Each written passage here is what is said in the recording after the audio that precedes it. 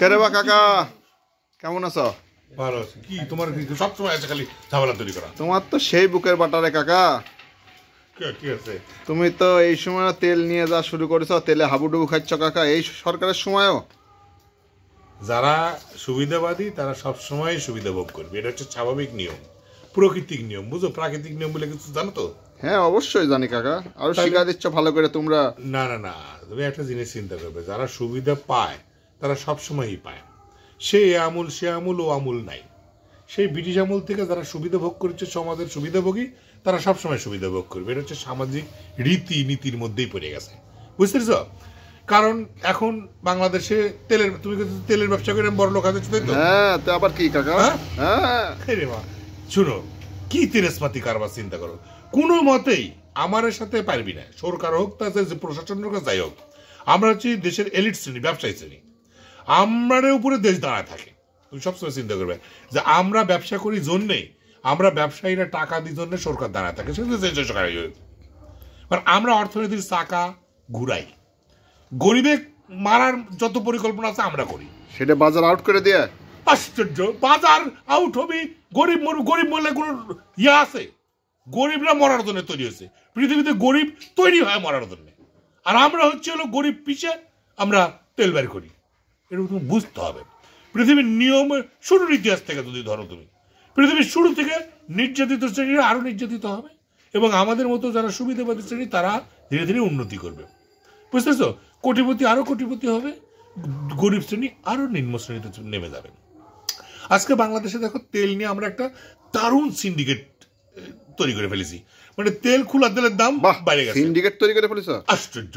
আমরা তো এটা করবোই, কারণ আমাদের আমরা সরকারকে দাঁড় করে রাখি সবসময়, আমরা অর্থনীতি টাকা ঘুরাই। তোমাকে সহজ জিনিস, তুমি তো অর্থনীতি বুঝো না, অর্থনীতি পেঁয়াজ গাছ বুঝো না, তোমরা ছোট লোক।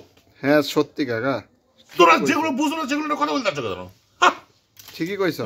ঠিক কইছো, মানে তেল কিনতে যায় তেল নাই, আমরা তো ছোট লোক। তোমরা ছোট লোক, বোতল যত তেল খাবে কি জন্য?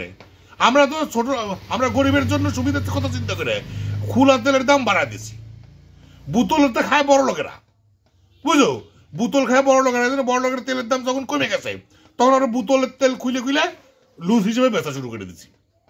তার মানে কি, লুজের তেলের দাম বেশি, গরিবেরা যদি লুজ তেল খায়, বুঝো, এখানে জনসেবার একটা কিন্তু ব্যাপার আছে, তোমার এটা বুঝতে হবে।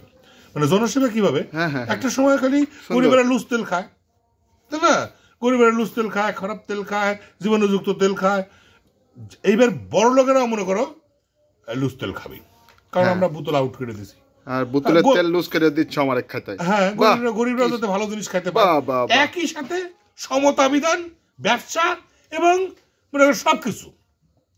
তোমার এত বোতল জাত খাওয়া লাগবে কি জন্য? তোমার দেশের মধ্যে তোমরা বোতলে, বাপরে বোতল, সারা জীবন মানে ঘানি ভাঙানি তেল খায়, অভ্যাস তোমার এখন বোতল খাওয়া লাগবে নাকি? বোতলের তেল খাওয়া লাগবে কি জন্য? তোমার বোতল খাওয়া লাগবে? বোতলে কি ভালো তেল আছে, ভিটামিন যুক্ত এইসব তেল আছে?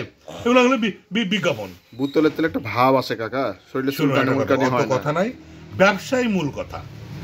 মানে আমাদের একটা চিন্তা করো, তুমি সমাজের একটা প্রতি ক্ষেত্রে চিন্তা করো যে ব্যবসায়িক শ্রেণীরা কখনোই ক্ষতিগ্রস্ত হবে না, বুঝতে পারছো? ব্যবসায়ীরা সবসময় নেতৃত্ব দেবে। কিসের নেতৃত্ব দেবে? রাজনীতি থেকে শুরু করে অর্থনীতি, সমাজনীতি, যেখানে যেখানে যাবে ব্যবসায়ীরা কিন্তু সবকিছু নিয়ন্ত্রণ করবে। কারণ ব্যবসায়ীরা হাত ধরে, ধরো ব্যাংক নিয়ন্ত্রণ করে ব্যবসায়ীরা, বিদেশে রেমিটেন্স নিয়ন্ত্রণ করবে ব্যবসায়ীরা, আমরা আদান প্রদান, বিদেশের সাথে আদান প্রদান করি জন্য দেশে কিন্তু টাকা সচল থাকে।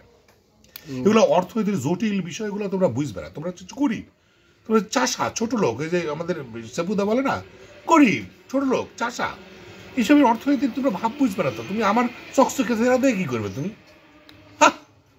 তুমি চকচকে দেখে তোমার নজর।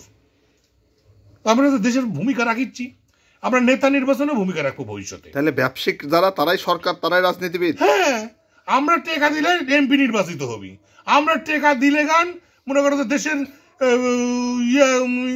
তাছাড়া তুমি চিন্তা করো, যদি আমরাই যদি নিয়ন্ত্রণ না করব, তাহলে আমরা এই যে তেল নিয়ে সিন্ডিকেট করেছি, আমরা আলু নিয়ে সিন্ডিকেট করেছি, বিশ্বের মধ্যে মনে করো আলু উৎপাদনে আমরা তৃতীয় না চতুর্থতম দেশ, তারপর আমরা আলু আমদানি করতে, তাহলে বাঙালির কি জিনিস মনে করো, আলু আমরা পোষাবো, তারপরে মনে করো আলু আমদানি করে সিন্ডিকেট করে আলুর দাম বেশি করে রাখবো, আলু কম খাওয়াবো না আমরা, বুঝতে পারছি তো?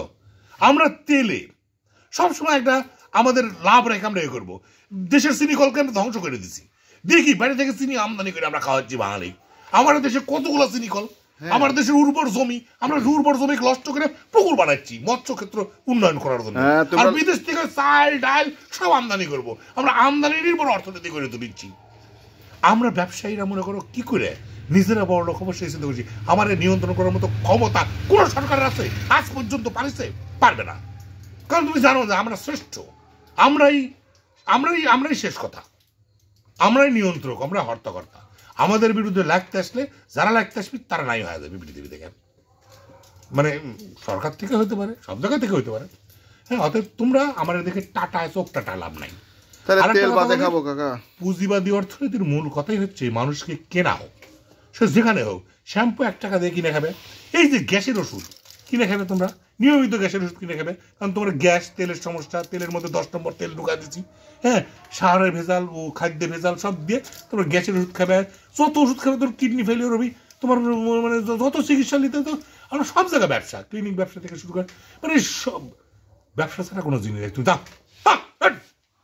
ঠিক আছে কাকা, ঠাকুরে বাজাই।